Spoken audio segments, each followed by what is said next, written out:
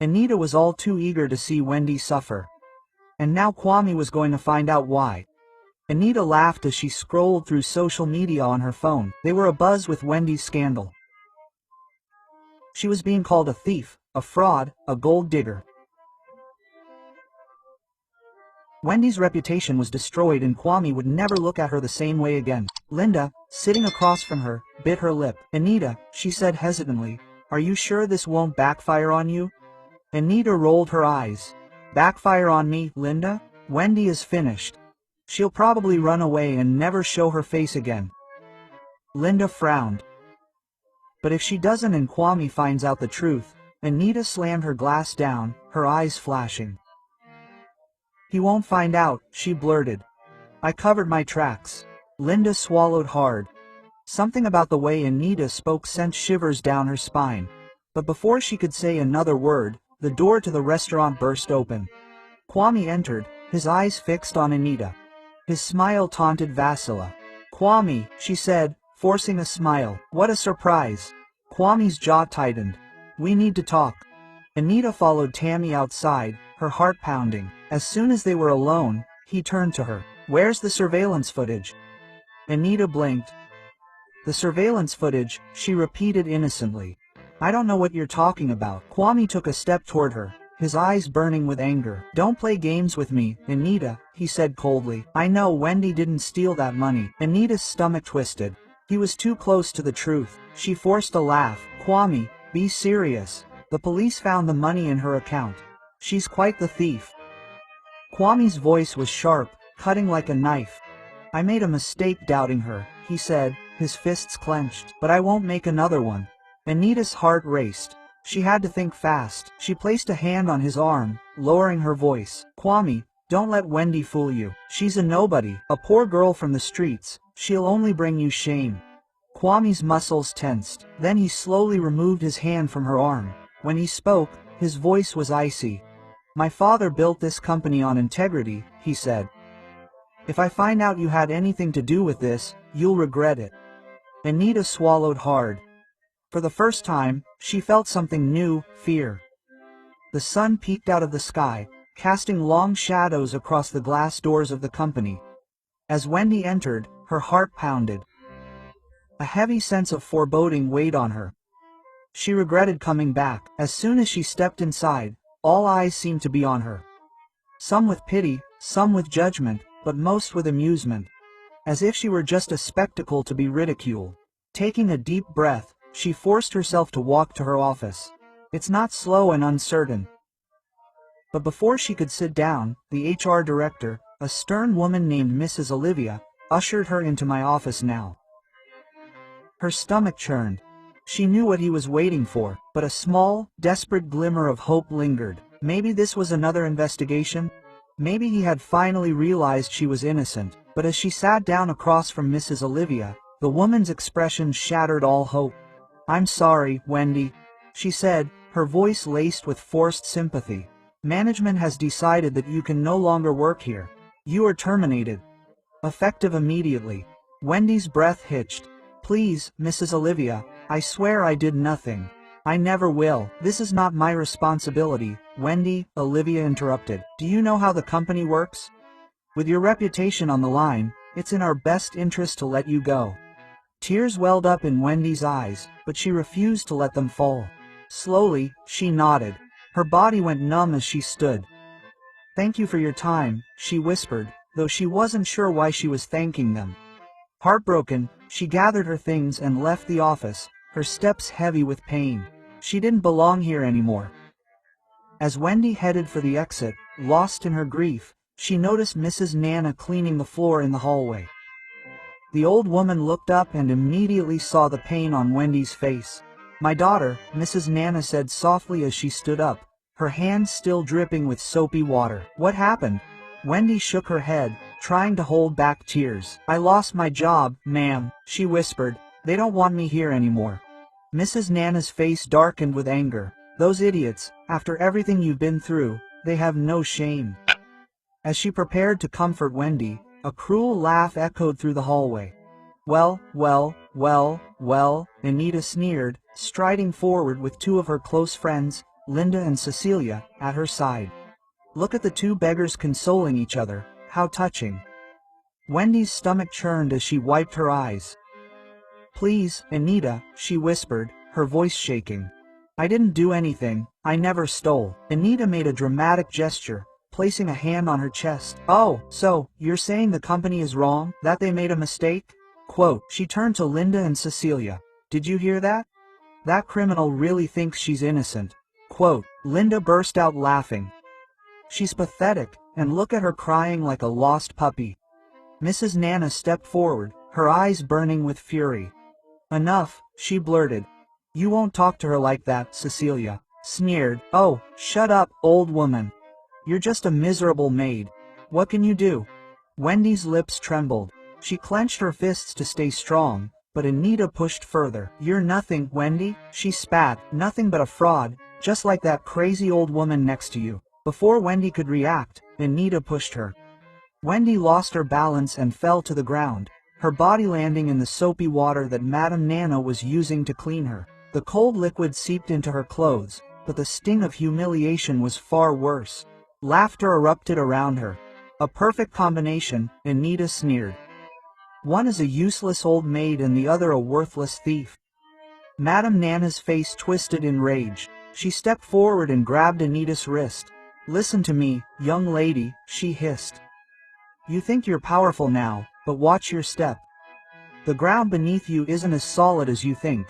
Quote, Anita pulled her arm away and sneered. I'm not afraid of you, old woman. With one last cruel smile, she turned on her heel, her friends giggling behind her.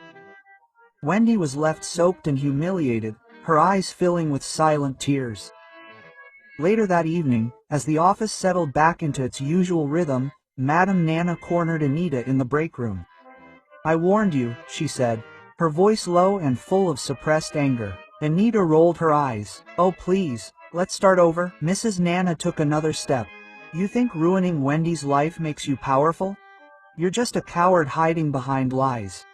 But listen to me, Anita, the truth will catch up with you, and when it does, there will be no one left to save you. Anita snickered, but a flicker of nervousness flashed in her eyes. We'll see, old woman. Mrs. Nana smiled, but it wasn't a warm smile. It was a knowing smile, a warning.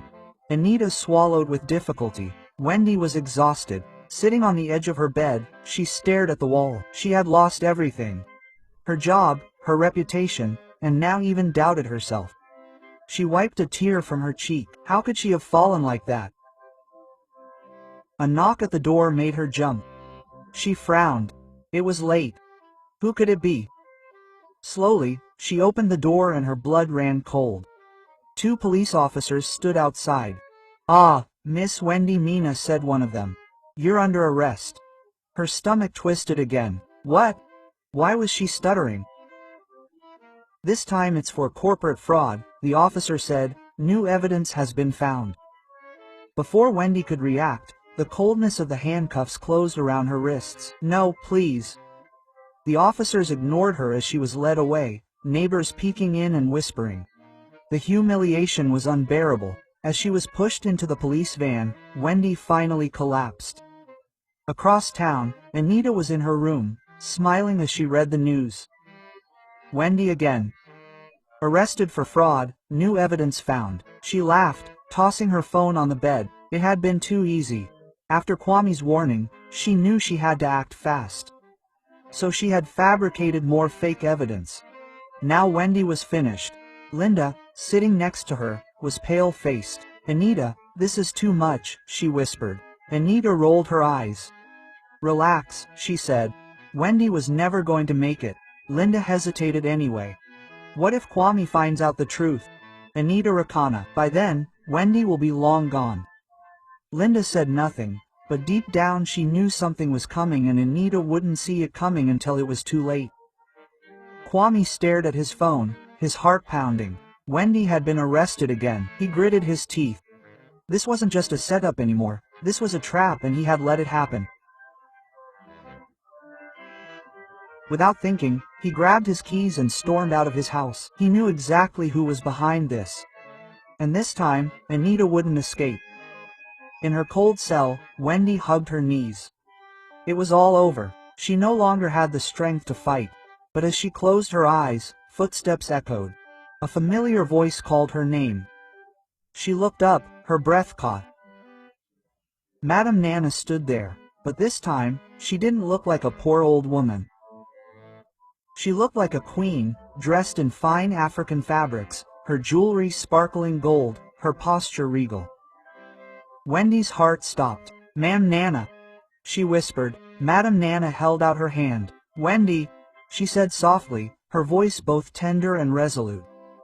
"I have watched you through all your trials and I have seen the strength of your heart." She stepped closer, her eyes warm and sincere. "You are a woman of true worth, a woman I have always wanted to see by my son's side." Wendy's breath caught as the words sank into her mind. This was not a mother speaking to her daughter, but a matchmaker revealing a long-held secret. "My son?" she asked, her voice quivering with a mixture of hope and confusion. "Yes," replied Mrs. Nana, nodding her head with quiet pride. "My son Kwame has become a man of honor and vision. In him, you will find a partner who values integrity, kindness, and resilience, the same qualities you embody. I orchestrated this ordeal not to break you, but to reveal your true worth. I saw in you the one who can complete his world." Before Wendy could fully process this revelation, more footsteps echoed down the hallway. The heavy door swung open again, and there, in the doorway, stood Kwame. His dark, serious eyes shone with concern and undeniable tenderness as they rested on Wendy. Without a word, he stepped forward, his warm, protective presence.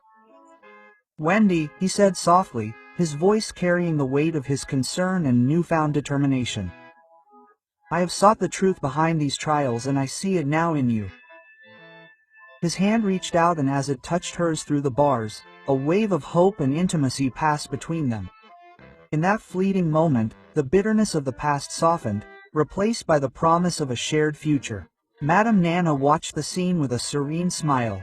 "My dear," she continued, "love is not given lightly. It is forged in fire and tempered by adversity. You have endured trials that would break many people and yet you have remained with an indomitable and pure heart. I believe that you and my son could build something beautiful together, a bond rooted in honesty and mutual respect." Kwame's gaze never left Wendy's. "I know you have been misunderstood and the world has tried to tear you down, but I see the truth in you, Wendy, the kindness, the courage, the love you carry within you." Her voice trembled slightly, revealing the depth of her emotions. "I want to be by your side to restore the honor you deserve." Madame Nana stepped forward and with gentle grace unlocked the cell door.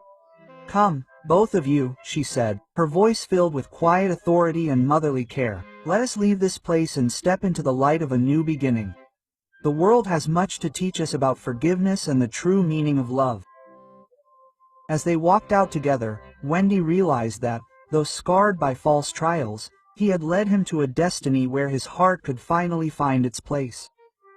Madame Nana led the way down the silent hallway, her steps confident and assured. Outside, the cool night air was a sweet relief from the stifling atmosphere of the cell. Kwame's eyes never left Wendy's as they walked side by side, his hand resting lightly on hers. A tender reminder of the connection that had just been forged in the darkness. "Wendy," he whispered, his voice soft but full of resolve. "I promise you that we will set the record straight. I believe in you and I will do everything I can to clear your name."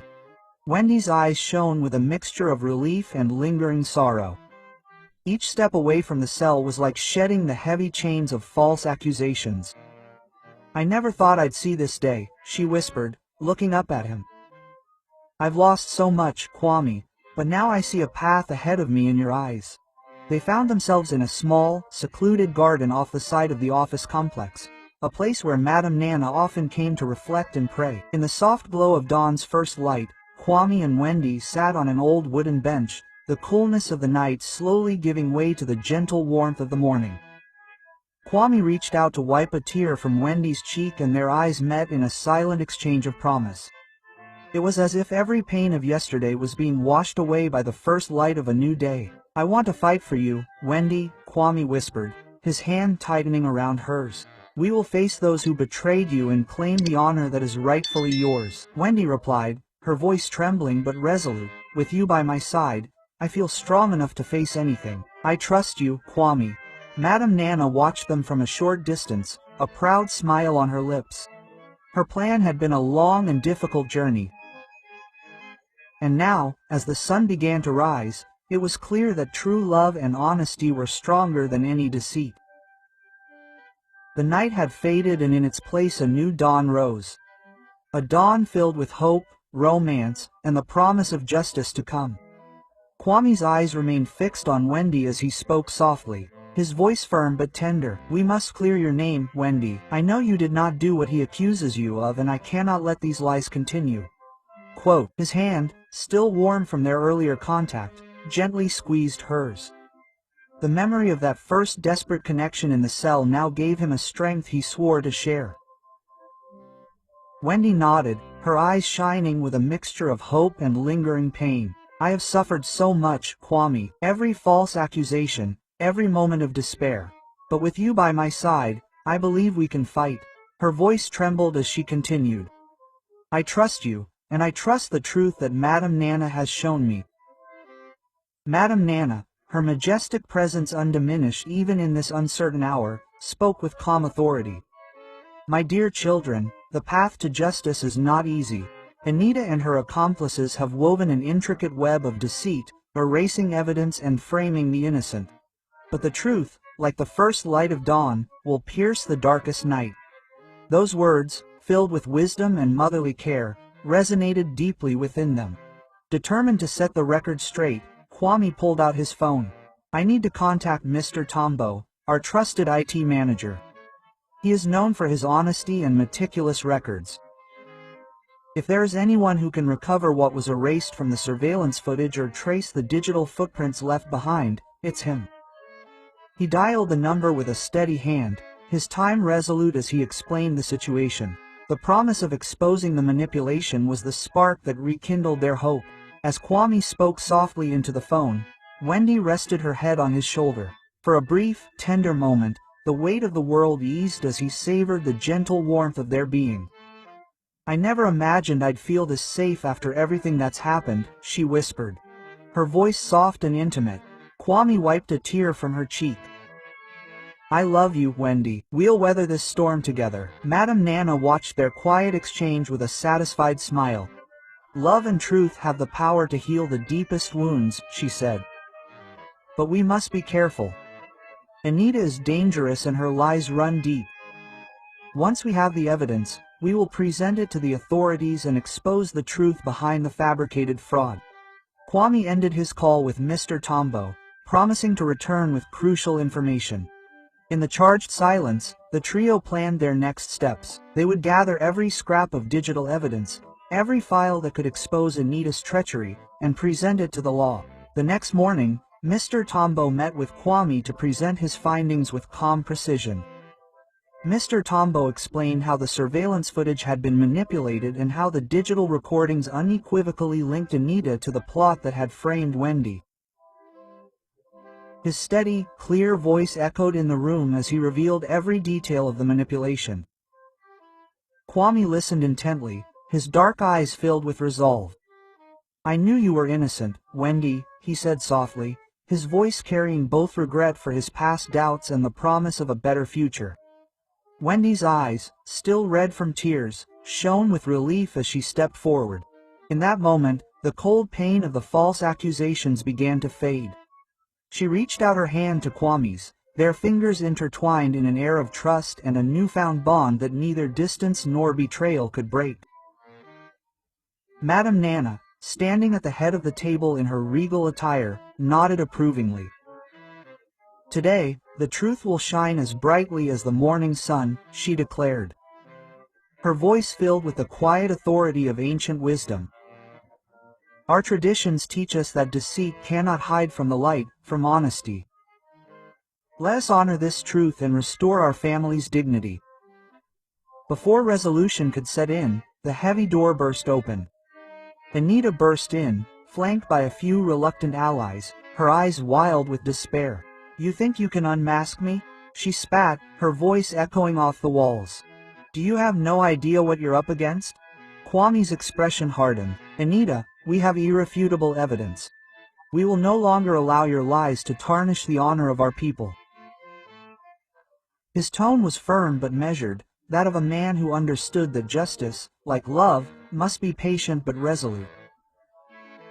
Wendy's heart pounded as she stepped forward, her voice trembling but strong. I have suffered in silence under your deceit for too long. I deserve to live without fear, to love without being defined by lies. Those simple, heartfelt words resonated with everyone in the room. As the tension mounted, Madame Nana spoke with a calm authority that silenced the raised voices. In our culture, truth is the most sacred treasure. Deceit clouds the mind while honesty brings healing. May the light of truth dispel this darkness. Desperate to regain control, Anita nervously fiddled with a folder filled with forged documents designed to further incriminate Wendy. But Mr. Tombaugh, unwavering and methodical, projected a digital report from his tablet, dismantling each false allegation. The irrefutable evidence fell like a heavy curtain, leaving no room for denial. A silence fell, punctuated only by the distant sound of police officers approaching, discreetly summoned by Mrs. Nana to deliver justice. Kwame stepped forward and placed a gentle hand on Anita's shoulder. Your actions have hurt many people and it is time to face the consequences, he said. These words were not vengeful, but carried the weight of righteous duty.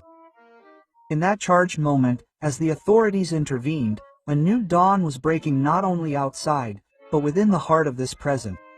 Wendy and Kwame, standing close together, shared a tender embrace that spoke of healing and an unbreakable bond forged in adversity. Their eyes met, a silent promise that love, truth, and honor would guide their shared future. The confrontation was over, but the path to rebuilding and restoring honor had only just begun. Under the gentle warmth of the rising sun, the promise of a future filled with justice and true love shone brightly. A future where every heart, however scarred, could finally find its true place. The morning sun rose over the city, its golden light promising renewal after a long, dark night. After the public confrontation, the once tumultuous corridors of the company had quieted down, replaced by an atmosphere of cautious hope. The police had taken Anita and her accomplices away, their deception now exposed thanks to Mr. Tombaugh's unyielding investigation. With each piece of evidence fabricated from the cloaks, the truth stood proudly before all. In the great hall, a special assembly had been held. The employees, who had once whispered in shock and disbelief, now gathered in reverent silence, their eyes fixed on the stage where he and Wendy stood together. A large banner behind them proclaimed, "Truth triumphs." These bold letters paid tribute to the resilience of the human spirit. Kwame's voice rang with sincerity as he addressed the gathering. Today, we celebrate not only the triumph of truth, but the spirit of integrity that unites us as one family. Wendy showed us that even in the face of darkness, the light of honesty and courage shines through. May her strength remind us all that every challenge carries within it the seed of a new beginning. Wendy, standing gracefully beside him despite her recent trials, felt her heart swell with relief. It was holy as she met Kwame's gaze, a gaze that spoke of admiration, protection, and a deep, budding affection. In that moment, the scars of false accusations and betrayal began to fade under the warmth of a budding love. After the meeting, Kwame and Wendy sat together in the company garden. He took Wendy's hand with a tenderness that belied his strength. "You brought light into our darkest hour," he whispered, his eyes never leaving hers. "I want nothing more than to build a future with you, a future where love, truth, and honor guide our every step." Wendy's voice, soft yet determined, replied, "I never imagined that in the midst of so much pain, I would find someone who sees me for who I truly am. Every trial, every moment of despair has led me here to you and the promise of a better tomorrow." Quote. In that peaceful moment, their hearts spoke the language of hope and resilience, the gentle touch of Kwame's hand erasing the lingering bitterness of yesterday, replacing it with the warmth of shared dreams. Madame Nana, watching from a short distance with quiet pride, allowed herself a small smile. These carefully laid plans had not been about manipulation or a hidden agenda. They had been a path to discovering a love as enduring as the ancient traditions that cradled their culture. In his eyes, Wendy had proven to be the perfect match for his son, a companion whose heart was as indomitable as it was gentle. The morning air carried a sense of renewal as a gentle breeze cut through the grate.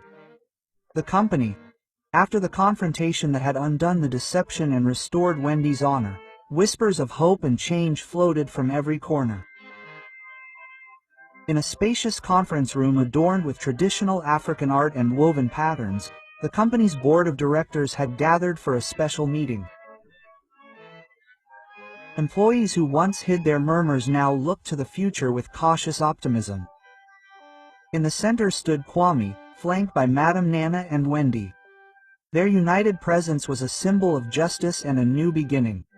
Kwame cleared his throat, his voice firm as he addressed the crowd. Today, we acknowledge that the truth has prevailed. We have seen how lies can hurt, but we have also witnessed how honesty, love, and courage can heal its wounds. His gaze fell on Wendy, whose eyes shone with quiet determination. Wendy, an innocent soul, bore the brunt of deceit, and now, with irrefutable evidence, we restore her honor. A murmur of approval went through the room. Mr. Tombo's digital report was projected onto a large screen, a testament to the manipulations uncovered that dismantled every false accusation made against Wendy. The ordeal left no room for doubt. At the end of the presentation, the room erupted into a mixture of applause and sighs of relief. After the meeting, the hallways filled with heartfelt conversation. Colleagues who had once doubted her now approached Wendy with apologies and words of encouragement. "I'm so sorry for everything," one of them whispered, while another simply nodded in gratitude. The change was palpable. Transparency and respect had replaced the old culture of gossip and envy. In a quiet corner of the courtyard, Kwame and Wendy found a moment of respite. The morning's attentiveness had dissipated, giving way to a tender intimacy. Kwame reached out his hand for hers. Their fingers intertwined as they sat on an old wooden bench. "I never wanted you to suffer," he whispered, his voice low and sincere. "But in your pain, I saw the strength that now unites us." Wendy's eyes softened. "Your faith in me, despite all the lies, gave me the courage to keep fighting." As he drew closer, a soft kiss sealed their promises of shared resilience and dreams of the future. Despite the triumph of the previous day, as the sun rose higher, bathing the city in a warm, hopeful light, a subtle unease began to creep into the halls of the company. Though employees now spoke openly of honor and truth, whispers of unresolved questions echoed behind closed doors. That morning, while many celebrated the new promise of integrity, a dark secret stirred in a forgotten corner of the digital records. In his spacious office, Kwame sat with Mr. Tambu, analyzing the latest logs from the company's security system. The glow of the computer screen revealed an anomaly. A series of encrypted messages inexplicably added after the initial manipulation had been exposed. Kwame's brow furrowed as he peered at the code. The message, written in a mix of modern shorthand and local dialect, mentioned a name unfamiliar to him. A name that hinted at old grudges and ambitions. "I believe someone is still trying to erase the truth," Mr. Tombo explained in a measured tone. "This encryption seems like a desperate attempt, a last-ditch effort to conceal additional evidence." His voice, though calm, carried a note of urgency that made Kwame lean forward. "We may not have caught all the culprits.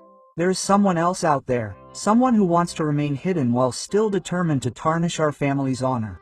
Mrs. Nana, who had joined them in the quiet of the office after the public vindication the day before, listened intently.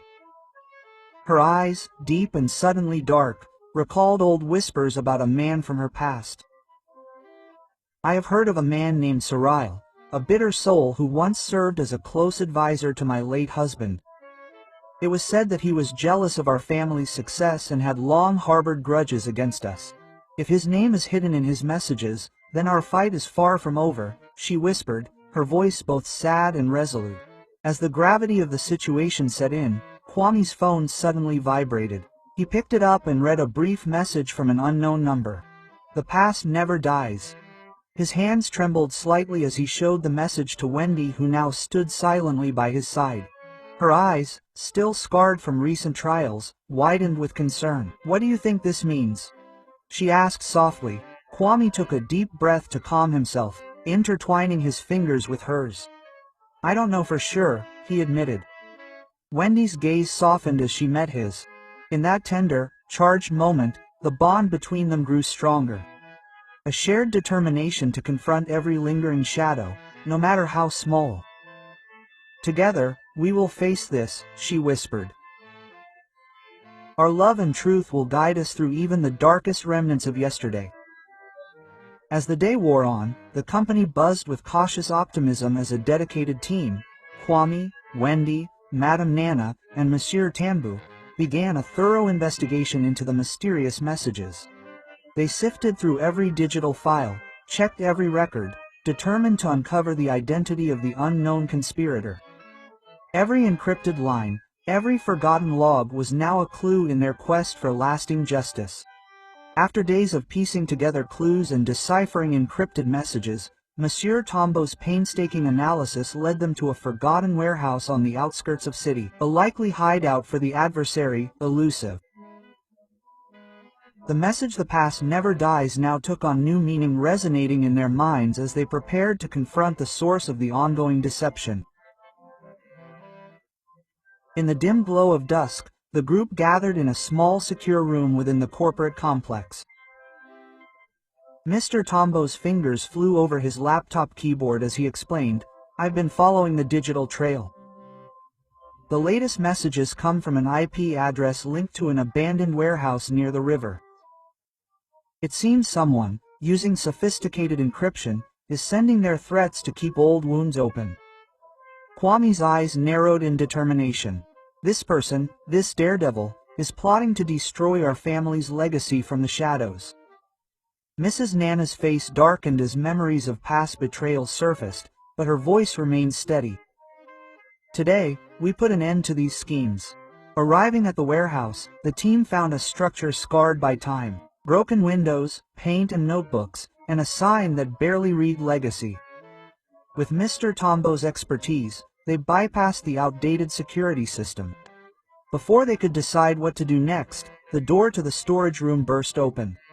There stood Sorrel, his eyes burning with mischief and a sneer of contempt on his face. "So you have come to defy fate," he scoffed. Kwame's voice echoed. "Your time is over. We will no longer allow your bitterness to poison our future." In the moments that followed, tensions quickly rose. A heated verbal altercation ensued.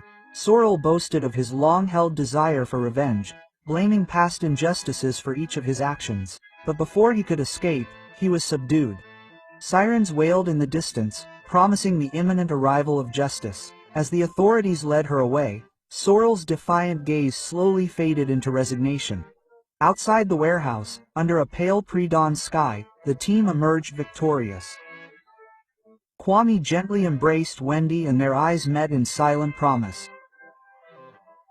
Madame Nana's proud smile shone as she whispered, "Today, we reclaim our heritage.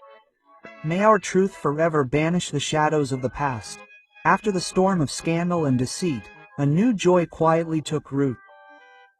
Murmurs and hushed conversations floated among the employees, exchanging glances and half-smiles over the recent news. In every quiet corner and around every steaming cup of tea in the break room, the gossip was unstoppable. Kwame and Wendy were engaged. "Oh, did you hear?" whispered one colleague to another near the fountain in hot. "Kwame proposed to Wendy this morning. It was so beautiful, almost like a scene from a movie." "Indeed," replied another, his eyes shining. "Their love has finally triumphed over all the darkness." It was as if the entire company was celebrating the dawn of a new era. In contrast, the news hit Anita, once an architect of cruelty and deceit, hard. She now found herself a silent spectator to a happiness she had never known. Hearing the whispers and knowing that her own betrayal had directly led to this transformation, Anita felt a heavy sorrow settle in her heart. In her small office where she usually carried an air of defiant superiority, she now sat silently, staring out the window with tearful eyes. The realization of her own misdeeds and the cost of her actions left her heartbroken. A bitter pang of regret echoed within her. Later that evening, Kwame arranged a special moment for Wendy in a secluded garden behind the company headquarters, a space graced with blooming hibiscus, delicate orchids, and the gentle murmur of a nearby fountain. Kwame led Wendy on a leisurely stroll. He gazed into her eyes with an intensity that spoke of all the pain they had endured and all the hope that now shone in their future. "Wendy," he began, his voice low and sincere. Through every trial, every moment of despair, you have shown a strength and grace that no one can ever take away. You are the guiding light of my heart, and I can no longer imagine my life without you." Wendy's breath caught as he knelt before her on a carpet of soft grass. From his pocket, he pulled out a small, intricately carved box. With trembling fingers, he opened it to reveal a delicate ring, its band adorned with subtle African motifs and a single, sparkling stone that reflected the morning sun. "Will you marry me, Wendy? Will you be my partner in life? The guardian of my heart is the light that ensures our future remains as bright as it is today." Overcome with emotion, tears welled up in Wendy's eyes as she smiled through her eyes and whispered, "Yes, Kwame, with all my heart." Their embrace beneath the ancient tree was both tender and transformative. A silent promise that their union was a triumph over every dark moment they had experienced. In the days that followed, news of their engagement spread like a joyous melody. The office buzzed with congratulatory messages and warm wishes as even those who had once doubted began to see the beauty of a love born out of adversity. Soon, preparations for a traditional wedding began in earnest. On the wedding day, the venue was transformed into a vibrant celebration of culture and love under a drape of richly colored African fabrics and marigold garlands. Kwame and Wendy exchanged vows in a ceremony that blended modern elegance with time-honored customs. Wendy's family, who had traveled from far and wide, arrived with open arms and tearful smiles, their presence filling the day with heartfelt blessings and the promise of a new beginning. Music filled the air, drums beat softly in the background, and the gentle hum of celebratory voices mingled with laughter. Amidst the joyous festivities, Madame Nana watched with quiet satisfaction, a smile of pride on her face as she saw the culmination of a long and arduous journey. The legacy of truth and love had triumphed. And as the newlyweds shared their first dance under a starry sky, it was clear that no darkness could ever again obscure the light of their united future. And so, in that touching moment of celebration and reconciliation, love not only healed old wounds, but transformed them into the foundation of a brighter future. Mr.